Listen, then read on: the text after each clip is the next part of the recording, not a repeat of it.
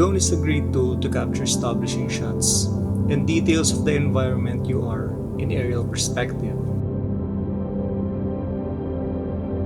I've been flying drones for years now, and it's really nice to capture nature's aesthetic in different view.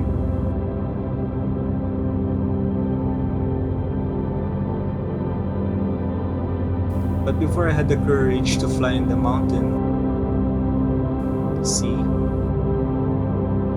clouds, I first experienced this.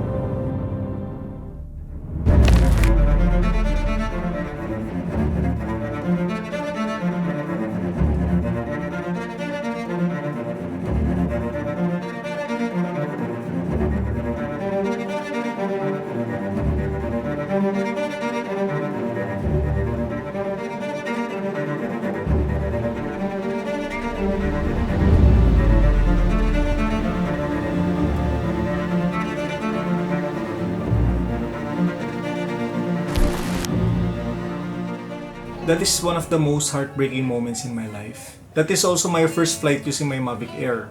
It really broke my heart, but it is also one of my most memorable experience. That's why I didn't stop. Instead, I sold the parts of the drone and I bought a new one. And that's the DJI Spark. We had a lot of great memories using this drone. This is also the drone that taught me a lot of things.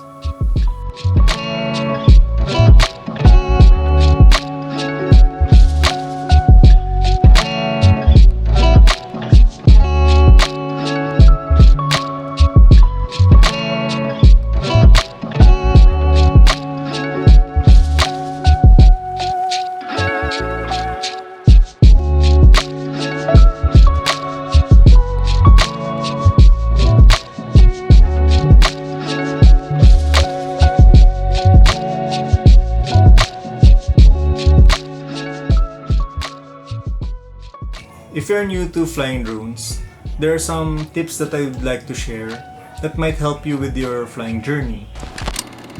Always wait until your home point is recorded before flying your drone.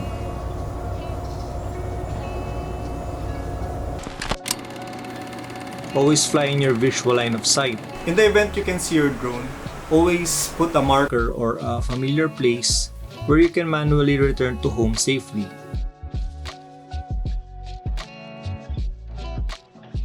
Use return to home feature if necessary. As much as possible, manually maneuver your drone. It is just my opinion.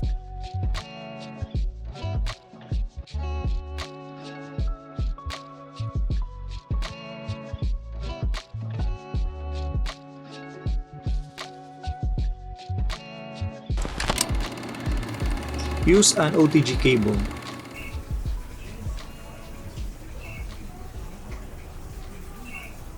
In the event you crash your drone in salt water, wash it with running water and never ever turn it on. And last is bring your drone to a drone technician right away. It might save your drone. And that's all, and I hope you learned something from this episode. And if you're new to the channel, please subscribe and hit the notification bell for more videos like this in the future. And always fly safe. Bye.